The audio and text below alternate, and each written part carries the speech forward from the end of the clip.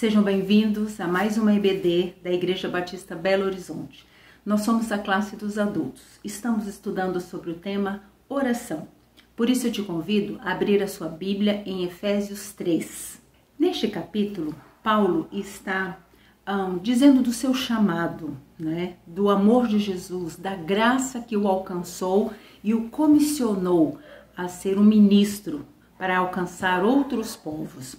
E ele está dizendo que o preço que ele paga é pequeno diante da tamanha misericórdia por ele alcançada. Então, quando nós estivermos lendo o capítulo 3, é bom que a gente tenha a mente que é alguém que ama servir a Jesus a despeito dos tempos, dos momentos, das dificuldades. E ele diz exatamente isso do 1 ao 13. E eu te convido para estar lendo na sua casa para que você possa entender o contexto. A nossa aula de hoje baseia-se em Efésios 3,14, que diz o seguinte: por esta causa me ponho de joelho diante do Pai. E aí que está a grande pergunta: por qual motivo Paulo estaria se pondo de joelho, buscando ao Senhor? Qual seria a motivação? Nós sabemos que a carta aos Efésios era uma carta motivadora, incentivando, alertando para que as dificuldades não viessem a abater a fé daquela igreja, daquele povo.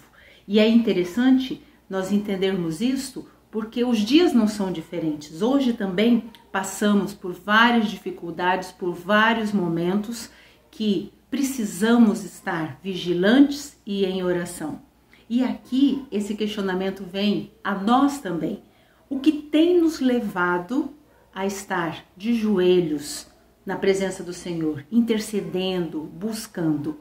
Porque reclamar é fácil, porque questionar o que estamos vivendo, o que estamos passando é muito tranquilo. A questão é o que fazer diante disso. E Paulo nos alerta de que a melhor atitude em tempos de dificuldade, em tempos de perseguições, em tempos difíceis, é se posicionar na presença do Senhor. Ele traz diante do qual me dobro, busco a face, intercedo. Será que nesse momento nós estamos tendo essa mesma atitude? E é isso que eu gostaria que nós pensássemos nesta aula. Na continuidade do versículo, o texto nos mostra as consequências disso, de se pôr de joelhos na presença do Senhor, buscando e intercedendo. E o texto diz o seguinte: que segundo as riquezas da sua glória vos conceda que sejais fortalecidos com poder. O primeiro efeito que nós sentimos ao buscarmos ao Senhor, a nos colocarmos diante dele em oração, é nós somos fortalecidos. Não porque as circunstâncias, porque os momentos sejam alterados, mas porque há um poder em nós operando.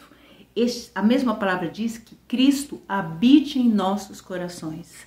Através da oração, nós somos fortalecidos, Cristo passa a habitar em nós, nós somos arraigados e fortalecidos em amor.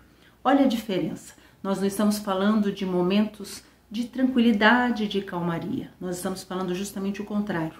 Momentos onde somos levados, a entrar em pânico, a ficar com medo, a estarmos assustados. Mas na presença do Senhor e diante dele, ajoelhados, buscando a face dele, nós somos inversamente fortalecidos, arraigados, acompanhados, aquietados nas nossas ansiedades na presença do Senhor. Então, o primeiro benefício da oração nós estamos percebendo.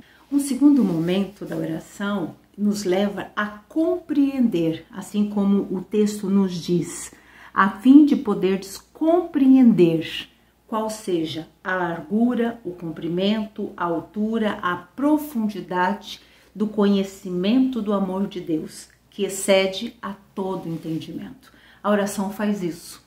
A despeito do que sentimos e vivemos, nós conseguimos, além, ver a mão de Deus operando, vendo o seu amor, a sua graça, a extensão da presença do Senhor. Eu sei que falar é fácil, eu sei que dizer de que, a despeito de toda tempestade, todas as tribulações, dores e sofrimentos, ao fundo disso, ao final disso, nós conseguiremos ainda sentir a presença do Senhor, né? Parece uma coisa um tanto desconexa com a nossa realidade, mas não, a oração, ela excede ao conhecimento, ao entendimento, a uma paz que excede, né? Que passa, que vai além dos limites.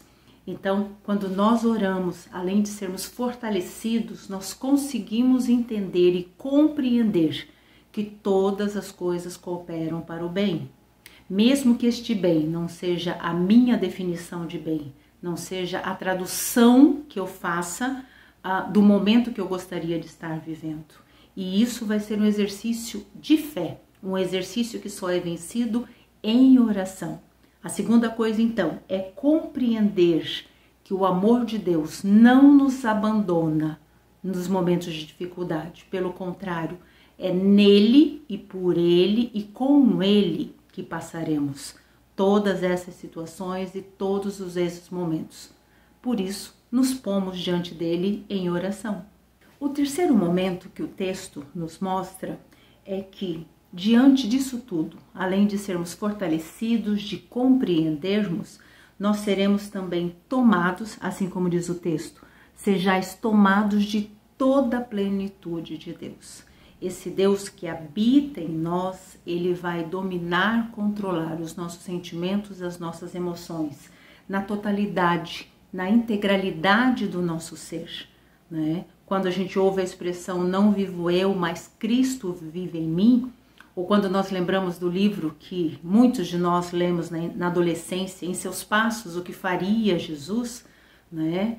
Que ele cresça, que eu diminua, são várias expressões que nos mostram essa plenitude, né? Que o viver é Cristo, o morrer é ganho, é lucro. São formas de entender, né? Que mesmo nos momentos tão difíceis, complicados, de pandemia, de sofrimento, nós ainda assim sentimos a plenitude do Senhor, a presença do Senhor, a certeza de que não passamos sozinhos. Quando o Salmo 23 diz, ainda que eu ande pelo vale da sombra da morte, né, tu estás comigo. É essa presença repleta e completa nas nossas vidas. Então, quando buscamos, nos pomos em oração diante do Senhor, nós entendemos também isso, que o que nos governa, o que nos domina, o que toma totalmente o nosso ser, é a presença do Senhor. E é isso que excede ao entendimento, que é isso que nos fortalece, é isso que faz com que tenhamos dias diferenciados. Apesar de tudo, apesar de todos, nós continuamos adorando a um Deus vivo, que reina soberanamente e que está no controle de todas as coisas. Por fim, Paulo nos diz que todas as vezes que buscamos ao Senhor em oração, que nos colocamos de joelhos na presença dele, nós somos agraciados, a nossa fé é fortalecida, o nosso coração é animado, porque a palavra nos diz lá no versículo 20, ora, aquele que é poderoso de fazer infinitamente mais do que tudo quanto pedimos ou pensamos. Esse é um efeito que só a oração pode fazer. O nosso coração descansa e sabe que o nosso Senhor não se restringe apenas à nossa visão, ao nosso pedido, às nossas limitações. Ele vai muito mais além, abundantemente. Né? Essa é a característica que deve mover os nossos corações a apresentarmos as nossas famílias, os nossos problemas, as nossas empresas, as nossas dificuldades, as nossas doenças. Assim como eu, você já deve ter tido muitas experiências de oração, do agir de Deus. Muitas vezes nós pedimos algo e o Senhor nos surpreende com muito mais do que nós imaginávamos, porque a vontade dele sempre é boa, perfeita e agradável. A oração não é para mudar o coração de Deus. A oração é para fazer com que o nosso coração entre em sintonia com Deus. Aí sim, nós vamos conhecer realmente o poder que opera em nós, o poder este que pode ser usufruído por todo aquele que busca o Senhor em oração. A palavra nos diz muitas vezes que nós recebemos tão pouco, porque pedimos pouco, porque clamamos pouco, e somos desafiados neste dia a entendermos isso, o que tem nos levado a estarmos diante do Senhor, clamando e buscando. Assim nós encerramos a nossa EBD de hoje, sendo desafiados a buscarmos mais a presença do Senhor, a nos colocarmos de joelho diante dele, clamando, suplicando. Assim como Zaqueu procurou o Senhor, assim como vários outros homens e mulheres clamavam, Filho de Davi, tem misericórdia, que possamos também nos apropriar disso, buscando ao Senhor, encontrando nele refrigério, encontrando nele descanso, né? E assim poderemos passar por todas as situações, sabendo que nem a morte, nem a vida, nem o sofrimento, nem a dor, nada nos separará do amor de Cristo. E eu espero que você tenha uma boa semana e que a sua semana seja uma semana diante do Senhor e que Ele lhe conceda muito mais abundantemente do que aquilo que você tem pensado, para que o poder dele se aperfeiçoe na sua vida, na sua família, no seu ministério. E aí sim, nós vamos conseguir entender que a Ele seja dada toda a honra, toda a glória, na igreja em Cristo Jesus, por todas as gerações e para sempre, através da minha vida, da tua vida. Que assim seja e que Deus nos abençoe.